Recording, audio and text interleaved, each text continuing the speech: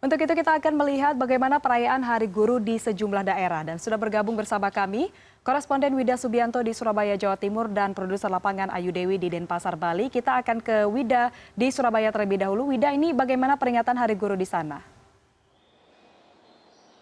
Ya, betul sekali Farhanisa. Jadi ini peringatan Hari Guru hari ini bertepatan pada tanggal 25 November 2020. Ini benar sekali bahwa prestasi membanggakan ini ditorehkan oleh para pengajar atau guru di Kota Surabaya. Jadi guru-guru yang dimulai dari TK, SD, SMP ini tak kurang dari 2 bulan atau semenjak 3 September 2020 lalu ini menulis buku Farhanisa, dan hingga tanggal 6 November 2020 atau 20 sejak penulisan pertama ini dihasilkan lebih dari 1.867 buku yang sudah tercetak dan berstandar ISBN. Dan ini semua adalah dilakukan dengan penuh antusiasme karena apa? Target sebenarnya hanya 1.000 buku saja yang memang diinisiasi oleh Dinas Pendidikan Kota Surabaya. Namun ternyata pada waktu pengumpulan tanggal 6 November 2020 ini hasilnya mencapai 2 kali lipatnya. Nah, kita pengen tahu sebenarnya apa yang menggerakkan para tenaga pendidik atau guru ini mau berkarya di tengah pandemi, dan kita bisa bertanya langsung kepada Ibu Mami Suparmi selaku Kabid Guru dan Tenaga Pendidikan Kota Surabaya. Ibu boleh bergabung di sini, Ibu. Bu, pertama kali ini selamat ya Bu atas peringatan Hari Guru hari ini, dan bisa diceritakan Bu, ini apa yang menggerakkan para pengajar ataupun guru ini menulis buku, karena kita tahu ini bukan kewajiban dalam kegiatan pendidikan begitu, dan ini katanya dilakukan secara mandiri, Bu Mami. Ya, terima kasih Mbak. Jadi ini memang alhamdulillah ya, luar biasa guru-guru Kota Surabaya ternyata di tengah pandemi, di tengah sulitnya keadaan ini, teman-teman kami itu luar biasa. Jadi sekali digerakkan ternyata kalau saya katakan saya pinjem prinsipnya hukum Newton begitu ya. Nah jadi bola itu sekali diberikan gaya menggelinding bergerak terus begitu ya. Nah ini jadi bola motivasi ini ternyata sudah menggelinding di hati setiap guru Kota Surabaya ini. Nah sehingga begitu program Sasek Sabu ini kami sosialisasi tanggal 3 September 2020 dan kami berikan target untuk penulisannya itu maksimal 6 November. Alhamdulillah ternyata 2 kali lipat dari target gitu ya, karena targetnya hanya 1.000 buku. Jadi program ini yang berjudul Sasek Sabu.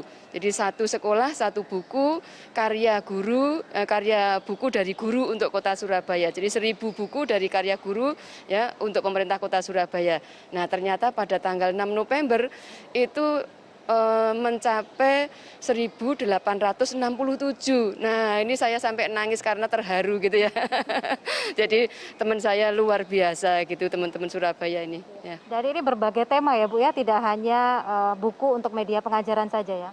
Ya, jadi memang kami bebaskan ya, karena sudah 2 tahun selama ini kan kita akan bergerak di penulisan jurnal ilmiah untuk artikel, jadi based on research gitu.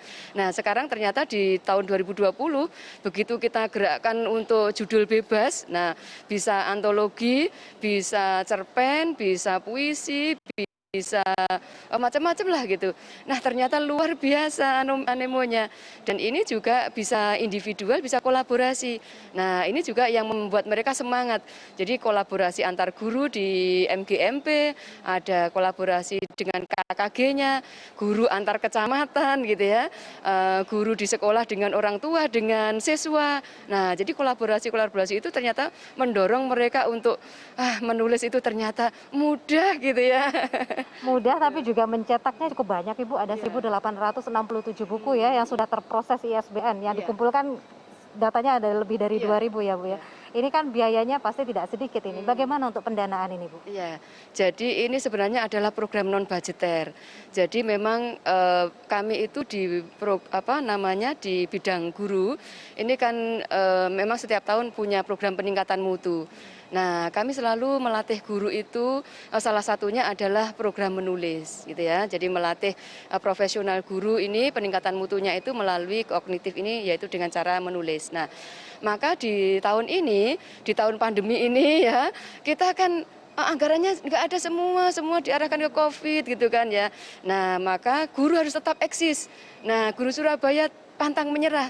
Nah, maka kita dengan mencetaknya itu masing-masing dengan menggunakan memanfaatkan anggaran BOS itu. Ada sekolah yang mencetakkan minimal kan 1 buku. Nah, jadi nggak memberatkan gitu ya. Nah, karena satu sekolah 1 buku, bahkan sekolah itu juga ada mandiri, enggak, aku pengen mencetak sendiri. Nah, gitu. Jadi sampai mereka itu dengan anunya sendiri itu antusiasnya sendiri itu bahkan karena percetakannya itu penuh semua gitu. Izin apakah boleh kami mencetak di luar kota? Oh, boleh aja silakan gitu. Bahkan tidak dicetak penerbit pun boleh, kami demi menghargai teman-teman yang tergerak untuk menulis itu. Iya. Baik, Bu Mami, sangat mengharukan sekali ceritanya. Terima kasih Ibu atas informasinya dan sekali lagi selamat Hari Guru. Iya, Selamat sama-sama. bertugas kembali Bu Mami. Terima kasih. Ya, jadi Farhanisa, ini jadi memang mengharukan sekali ya. Sekali lagi bahwa karya buku dengan standar ISBN ini ada 1.867 buku. Ini sekali lagi adalah program non budgeter. Ini murni dilakukan mandiri oleh para guru ataupun boleh pengajuan dari penggunaan dana BOS. Jadi kalau kita melihat dari target saja yang harusnya ini ada 1.000, namun ketika pengumpulan ini melebihi 2 kali lipatnya, jadi ini sudah tergambarkan ya bagaimana semangat guru-guru ini berkontribusi dan memberikan karya nyata. Buku-buku ini nantinya akan didistribusikan ke perpustakaan daerah dan juga taman-taman baca yang ada di seluruh kota Surabaya, termasuk juga versi PDF-nya ini bisa diunduh di website Dinas Pendidikan Kota Surabaya. Kembali ke studio, Farhanisa. Iya, tentunya ini inspiratif sekali begitu ya Wida, di Hari Guru Nasional ini para guru di Surabaya memperingatinya dengan menulis lebih dari 1.800 buku berstandar ISBN begitu. Dan sekarang kita menuju ke Ayu Dewi. Kalau di Surabaya ini para guru memperingatinya dengan menulis buku. Bagaimana dengan peringatan Hari Guru Nasional di Bali, Ayu? Iya, Farhanisa, memang hari peringatan Guru Nasional dan juga HUT PGRI ke-75 di Provinsi Bali ini memang sedikit berbeda daripada tahun-tahun sebelumnya. Jika tahun sebelumnya ini banyak kegiatan yang dilaksanakan di beberapa sekolah, di mana juga melibatkan para siswa dengan membagikan bunga dan juga tanda kasih dari murid kepada gurunya. Namun yang sempat saya lihat dan saya pantau sejak pagi tadi, memang tidak ada banyak kegiatan yang ada di sekolah. Yang ada hanyalah kegiatan upacara bendera saja yang diikuti oleh perwakilan dari beberapa guru. Bahkan upacara bendera juga yang dilaksanakan di sekolah-sekolah khususnya yang saya pantau itu adalah di kawasan Denpasar, itu tidak seluruhnya melaksanakan upacara karena dikarenakan pada minggu ini tengah dilakukan ujian akhir semester bagi para siswa sekolah dasar dan juga sekolah menengah pertama. Sehingga ada beberapa sekolah baik negeri maupun swasta kemudian meniadakan kegiatan upacara bendera untuk memperingati Hari Guru Nasional dan juga HUT PGRI ke-75 pada hari ini.